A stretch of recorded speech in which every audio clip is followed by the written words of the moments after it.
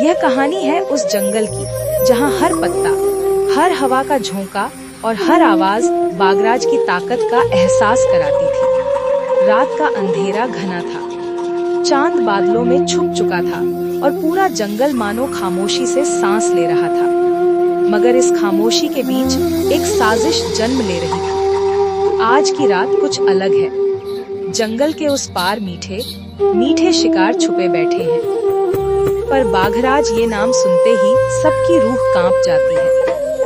लेकिन मैं शातिर सियार डरने वालों में से नहीं हूँ।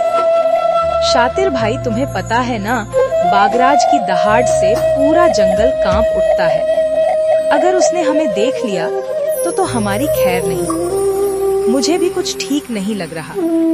तालाब से बाहर निकलकर यहाँ तक आना, यह खतरा मोल लेना सही नहीं है। बाघराज की नजरें हर जगह हैं। तुम दोनों डरपोक हो। अगर हम आज कदम पीछे खींचेंगे तो कल भूखे मरेंगे। बाघराज भले ही ताकतवर है, पर उसकी भी सीमाएं हैं।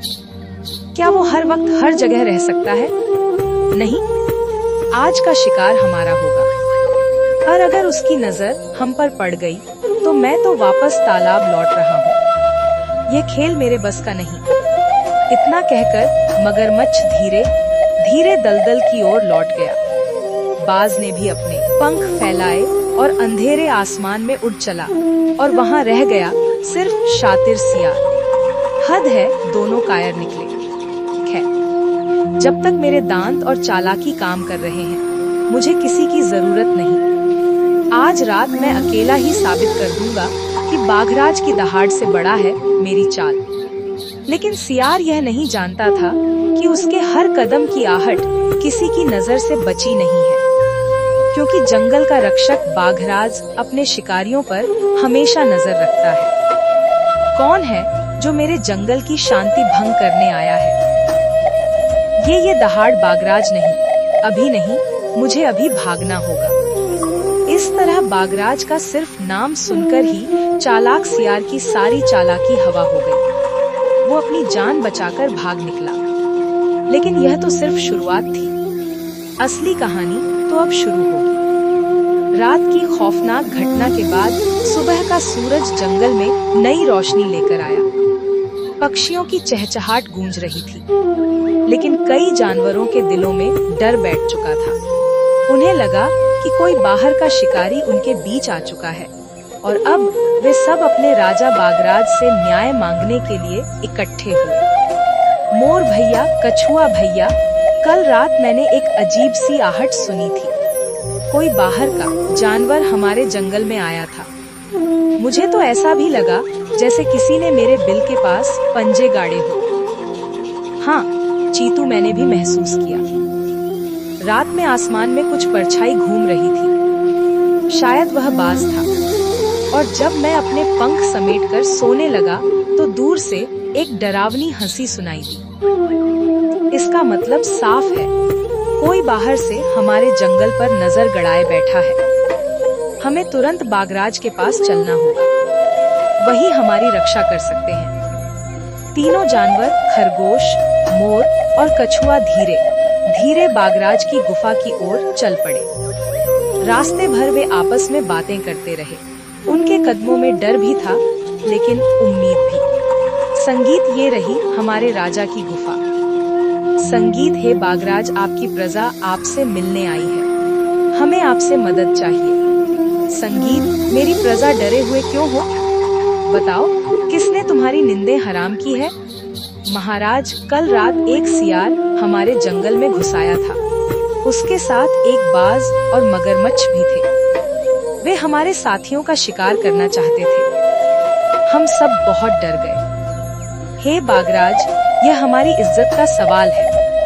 अगर बाहर के शिकारी यहाँ घुस आएंगे तो हमारी शांति छीन जाएगी। हमें आपकी सुरक्षा चाहिए। राजा, आप ही हमारे सहारा हो।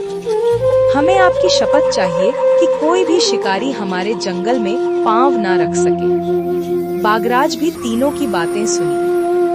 उसकी आंखों में गुस्से की ज्वाला भड़क उठी। उसने जमीन पर अपने पंजे गाड़ दिए और पूरी गुफा उसकी दहाड़ से गूंज उठी। सुन लो सब, जब तक बाघराज इस जंगल में है, तब तक कोई भी शिकारी तुम्हारे बाल तक को छू नहीं सकता। तुम सब मेरी प्रजा हो और तुम्हारी रक्षा करना मेरा धर्म है, मेरा वचन है। धन्य है हम जिनके पास ऐसा राजा है। अब कोई हमारा कुछ नहीं बिगाड़ सकता। बाघराज हमारे साथ हैं। हम सब निश्चिंत होकर अपने घर लौट सकते हैं। हम सब बाघराज के आभारी हैं। इस तरह प्रजा को फिर से भरोसा मिला अपने राजा पर। बाघराज के वचन से जंगल के दिलों में भरोसा लौट आया था। मगर हर जंगल में कुछ ऐसे भी होते हैं जो मासूमियत और जिज्ञासा के कारण बड़ी गलती कर बैठते हैं। इस जंगल में ऐसी ही गलती करने वाले थे 4 दोस्त, गिलहरी, उल्लू, हाथी और मेंढक। अरे सुनो, मैंने सुना है जंगल के उस पार एक बाग है जहाँ लाल जामुन लगे हैं, इतने मीठे कि जुबान पर लगते ही घुल जाते हैं। गिन्नी, यह सब ठीक है, पर वो आका हमारे जंगल से बाहर है और तुम जानती हो बाघराज ने सख्त मना किया है कि बिना इजाजत कोई बाहर नहीं जाएगा।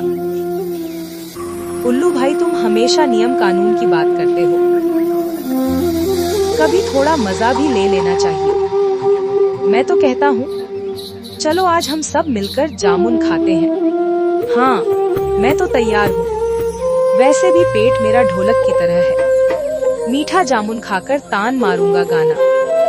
टर टर टर। चारों दोस्तों के बीच हंसीजाक का माहौल था, लेकिन उल्लू अभी भी हिचकिचा रहा था। उसे पता था कि बाघराज का आदेश तोड़ना खतरनाक हो सकता है।